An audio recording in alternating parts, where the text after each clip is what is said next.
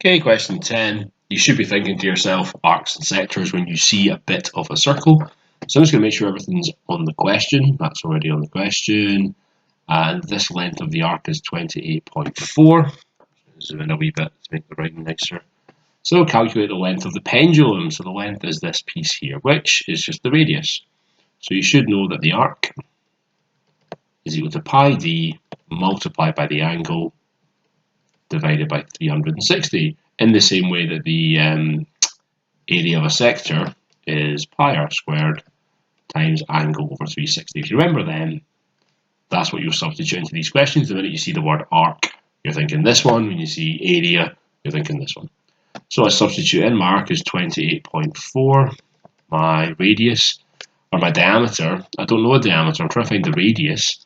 So I'll just keep that in just now as the diameter, and I'll half that later on. And it's 65 over 360. And then I'll just rearrange. Okay, so you're multiplying by 360 to undo that, and then you're dividing by the 65 and the pi. I like to think on it as if you're upstairs, you're going downstairs, and vice versa. Okay, so over here, I'm at 28.4 times 360, and I'm dividing by pi times 65, which is equal to d. That's the way I would think to do it. So upstairs goes downstairs, downstairs, upstairs. So your d is going to come out as as 50.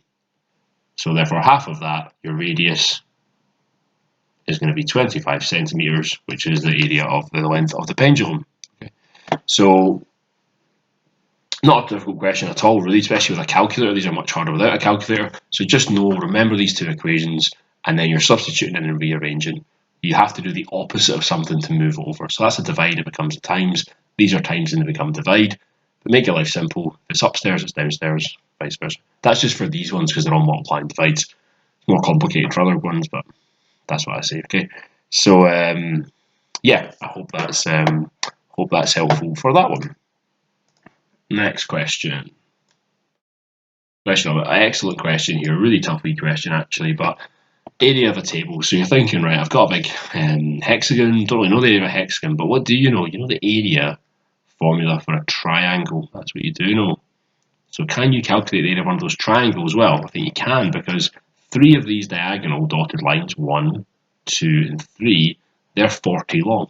That would make that 20 and that 20. So each of these is all 20, yeah, because the whole thing's 40. I think that's worded quite poorly, but if you think on it, you've got 1, 2, 3, so okay, they're all 40. But I can see why people might have said 40 and 40.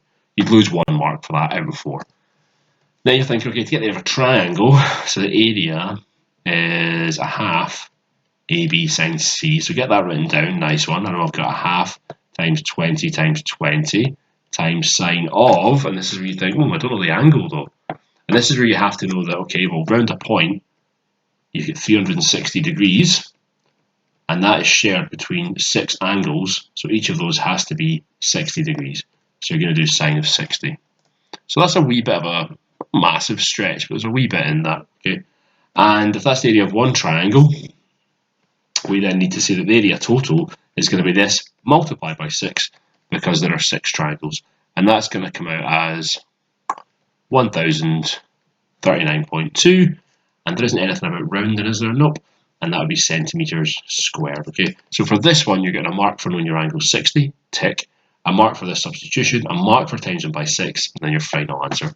Yeah, but a wee bit, to try and find it's a bit cheeky, I think. It's a wee bit of thinking involved, but angles round a point are 360, and don't forget your area of a triangle. When you see a triangle, you should be thinking this formula. So 4 marks there. Again, with this, you see a circle with a bit missing, you should be thinking Pythagoras in a circle. So I could be drawing this. I know right away that's a radius. I know that's a radius. I know that's a radius. The minute I see this, I draw in my little right angle triangle. Right, so let's fill it in. The radius of the circle is 1.2. Fantastic. So I know that's 1.2. I know that's 1.2. Excellent. The width of the milk is 1.8. So that means this little bit here is 0.9. That's 0.9. Let's write that as 1.2. Calculate the depth of milk in the tank. So this whole thing. So I know this is 1.2. I just need to work out x. How did I do that? Well, just do my Pythagoras. That's 1.2, that's x and 0.9. So I know that x squared is 1.2 squared, take away 0.9 squared. You know, the minute you see a circle, you're thinking that. So once you get that, you should find that x is 0.79. So the height of the milk is 1.2 plus 0.79, which is 1.99. There's also obviously not centimeters, would be a very, very small amount of milk there. 1.99 meters. Yeah. So when you see this shape, Pythagoras in a circle, label up your triangle, know where your radii are, and that's a great 4 marks. You know, absolutely 4 marks for doing a bit of Pythagoras. What I mean, just as a gift, isn't it? Really good. This one a little bit trickier. A lot of words in here, so I'm going to take my time with this. So 25, that's shown, P and Q, okay. From Portlee, the Benning of Rushton is 72, so that's shown as well. But what's not shown is from Queenstown, the Benning of Rushton is 128. So the Benning is from the north to the direction you're looking at. You face north and you turn clockwise. So I can fill this in as 52 degrees because angles in a straight line add up to 180. So I know that's 52 and 72. I can actually fill that one in as well because angles in a triangle add up to 180. So that's 52 plus 72, then to 180. Take away 124, that's going to be 56. Okay, so actually right away I've got a few angles. And we're trying to calculate the distance between P and R. So we're trying to find that. So if you've got 3 sides, it's the cosine rule. This doesn't look like the cosine rule. This looks like the sine rule. And for that one, opposite angles have to go together. So just make sure you label them up. So it's A over sine A. So 25 over sine of 56 is equal to B over B, x over sine of 52.